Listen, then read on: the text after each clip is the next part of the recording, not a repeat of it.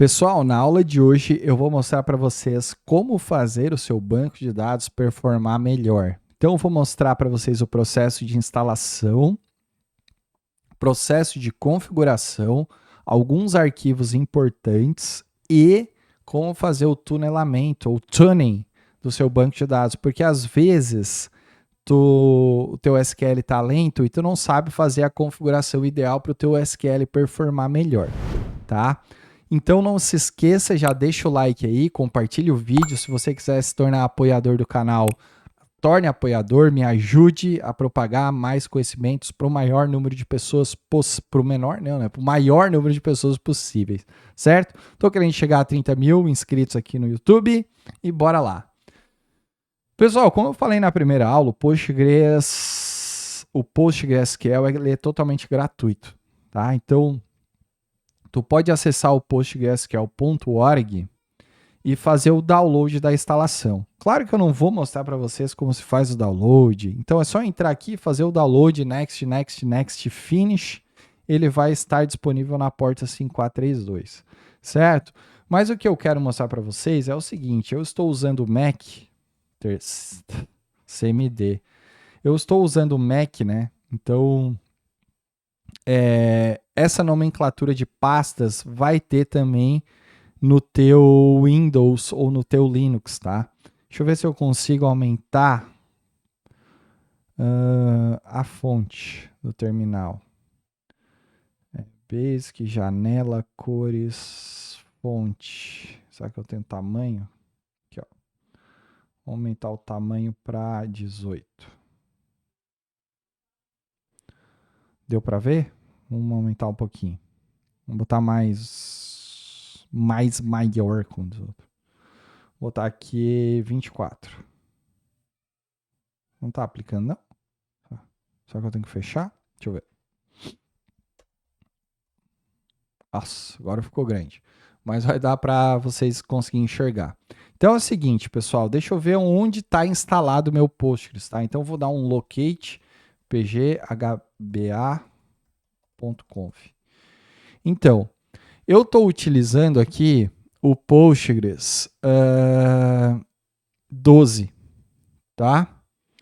Postgres 12. Então, se tu está instalando no Windows ou no Linux, tu vai ter algum diretório aí, tu tem que ficar olhando quando tu fizer o download e fazer o processo de instalação, aonde tu vai instalar. No meu Mac, ele está aqui, ó. Library, PostgreSQL 12, daí tem uma pastinha chamada Data. Eu quero que vocês entrem nessa pasta. Então eu vou entrar aqui no /library, /postgres, /12, /data. Beleza, eu vou dar um ls-lh para mostrar para vocês algumas pastas que aqui estão. Alguns arquivos importantes. Então aqui, pessoal, nós temos aqui a pasta log, que vai ser muito importante. E a gente tem um arquivo chamado pghba.conf. Estão vendo aqui, ó? Vocês vão achar isso no Windows de vocês, no Linux de vocês, no Mac, enfim. Então, eu vou entrar dentro desse arquivo, vou explicar para que ele funciona. Então, eu vou dar aqui um nano pghba.conf. Esse aqui é o arquivo pghba.conf aberto, tá? Aqui nesse arquivo diz respeito, ó, ao Client Authentication, ou seja, como os clientes vão conectar dentro do teu banco de dados na porta 5432. E é nesse arquivo que a gente vai configurar o tipo de criptografia de senha para acessar o teu banco de dados. Então, tudo que tiver aqui em hashtag na frente está em comentário, tá? Então, ó, esse hashtag aqui da frente da linha é comentado, não serve para nada, só para tu ler e entender a documentação. E aqui embaixo tem a parte de acesso. Então, tem a parte do IPv4 e tem a parte do IPv6, tá? Então, aqui, por exemplo, ó, vamos botar aqui no IPv6, ó, host ao database. Ó. Então, type é host, database é todos os bancos de dados, os usuários, todos os usuários, o endereço, o address, é o endereço IP e o método de criptografia. Então, aqui, pessoal, a gente possui alguns tipos de métodos de criptografia. Se eu colocar trust, a recomendação é que você nunca coloque trust, tá? Porque Trust é liberado, tu vai conseguir acessar o teu banco de dados com qualquer senha. Tendo o usuário, tu vai digitar lá abacaxi, ele vai logar. Então, os tipos de criptografia são MD5, SHA-256. Então, tem vários tipos de criptografia aqui, ó. Screen, SHA-256, MD5, os novos modelos também tem outros tipos, né? O 18 já tem outro tipo, tá? Então, tu vai trocar aqui. Mas digamos que tu está trabalhando numa empresa e você tem uma rede local lá específica e tu quer dar acesso para o teu coleguinha. Então, o que tu vai fazer aqui? Tu vai colocar uma linha nesse arquivo, tu vai duplicar essas informações, então, para todos os usuários, tu vai colocar o IP dele aqui, digamos que é um 9268.60.35, tu vai colocar o barramento, /32 pode ser... tu vai ter que descobrir aqui, né, o tipo de barramento, né? Pode ser 24, pode ser, enfim, pode ser outro tipo de barramento. E tu vai colocar aqui um método de criptografia. Então, por exemplo, se eu colocar MD5, ele só vai conseguir acessar o meu banco de dados se ele colocar o usuário e a senha corretos. Se eu colocar Trust, esse IP 192.6860.35 vai conseguir acessar o meu banco de dados usando todos os usuários com qualquer tipo de senha, tá? Então, esse arquivo aqui é para tu habilitar quem vai poder acessar o teu banco de dados. Perfeito? Deixa eu sair aqui. Dentro dessa pasta também tem um outro arquivo muito importante, que é esse aqui, ó, postgresql.conf. Se a gente for entrar nele, a gente vai ver aqui que tem várias linhas em comentário e a gente tem algumas propriedades interessantes aqui, ó. Essa primeira propriedade é o listen address, que quando ele está asterisco, significa que qualquer IP vai poder acessar esse banco de dados, tá? Aqui nós temos a porta 5432, tem a quantidade de conexões, são 100 conexões, né? Então 100 clientes conectados ao mesmo tempo ele vai conseguir suportar, enfim.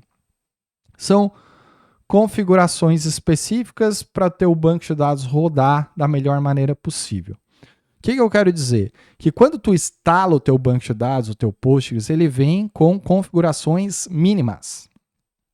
Ou seja, o mínimo de recurso que o teu banco vai utilizar para manipular as tuas queries. Porém, tu pode ter um processador lá, um i9 com 32 GB de RAM, com vários núcleos de CPU.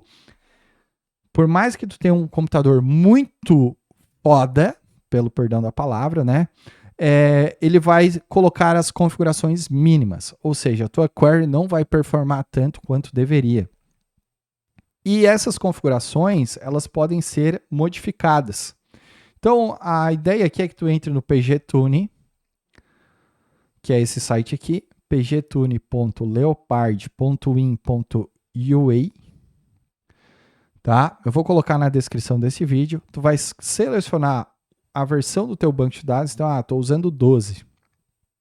Estou usando ele no operacional OS X. Eu vou usar ele para desktop e web. Eu tenho aqui 16 GB de RAM.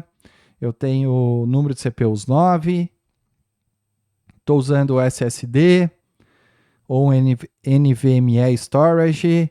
E eu estou usando um slot de RAM, tal, enfim, gerar. E ele vai te dar aqui do lado direito as propriedades que o teu hardware suporta na montagem do Postgres, na instalação do Postgres. Então, a ideia é que tu pegue todas essas tags aqui e altere o seu arquivo pghba.conf com estes valores aqui, tá? Dessas propriedades aqui, a gente tem algumas propriedades muito importantes, né? Deixa eu abrir aqui a minha colinha para eu não esquecer. Então, deixa eu abrir aqui o meu Notion. Ó, eu vou citar 3 importantes. Deixa eu colar aqui. Ó, aumentar agora a fonte. Vamos jogar aqui. Então, vamos lá. O shared buffer, que ele mostra ali, né? Ó, aqui no PGTune nós temos o shared buffers, 4 GB. Então, Shared buffer é a quantidade de memória dedicada para cache, tá? Então, tu pode utilizar de 15 a 25% do total da tua memória RAM para o shared buffer. Claro que ele já vai dar o valor disponível certinho aqui para vocês. Uma outra propriedade que ele joga ali é o workman, que é a quantidade de memória dedicada a operações com ordenação, ou seja, toda a tua query que tu vai dar um order by, tu vai poder aumentar o teu workman, ó, até 25% do total de RAM dividido pelas conexões, porque é por conexões, né? Então eu vou poder usar aqui o workman, ó, disso daqui, ó. Certo? E o maintenance workman, que é a quantidade de memória dedicada à manutenção. Então, tu vai poder usar 5% do total da tua main, que está aqui, workman. Cadê? Eu botei workman antes, né? E aqui é a maintenance workman. Vamos procurar aqui. Aqui, ó, 16 GB. Porque o que acontece? O Postgres, ele trabalha muito bem com a parte de vacuum de manutenção. Então, como é que funciona o Postgres? Eu quero só para vocês entenderem, né? Eu tenho aqui uma tabela, e essa tabela aqui eu tenho várias linhas. Então, deixa eu desenhar aqui. Então, eu tenho aqui, ó, o 1, eu tenho o 2, eu tenho o 3, o ID 3, o 4 e o 5. Beleza. Daí, eu vou rodar uma query aqui para deletar o ID 3. Então, delete from tb clientes where ID igual a 3. Beleza, rodei essa query aqui no meu banco de dados, certo? O que a gente entende? Opa, ele vai deletar a minha linha. Só que para o Postgres não existe automaticamente um delete. O que ele vai fazer? Ele vai pegar depois da query e vai fazer isso daqui, ó. Ele vai pegar o 3 e vai eliminar, só que ele vai meio que manter por debaixo dos panos um espaço vazio. Como se fosse um garbage collector do nosso banco de dados, do nosso Java. Quando rodar o maintenance, a manutenção do banco, ou seja, quando ele for fazer lá o seu vacuum, é vacuum assim? Vacuum full? Deixa eu ver se é vacuum, ou com 2 Cs ou com isso. Assim, 2 U's, né? 2 U's. Quando ele for rodar o seu vacuum full, ou seja, ele vai rodar a manutenção do teu banco de dados, ele vai pegar e vai transformar isso daqui em isso daqui. Ou seja, ele só vai remover aquela linha depois de rodar o vacuum. Tá? 1, 2, 3, 4. Então, a gente vai ter agora aqui o 1, o 2, removi o 3, né? O 4 e o 5. Então, ele vai comprimir e reindexar tudo depois da manutenção do banco de dados. Claro, eu estou falando de uma tabelinha de clientes, mas eu posso ter 1.100 tabelas. Imagina 1.100 tabelas, ele tendo que limpar todas elas e reindexar e fazer o reindex. Então, tudo isso aqui diz respeito à memória que tu pode utilizar para ele fazer esse processo de manutenção dos teus dados. Então, é muito importante a gente configurar.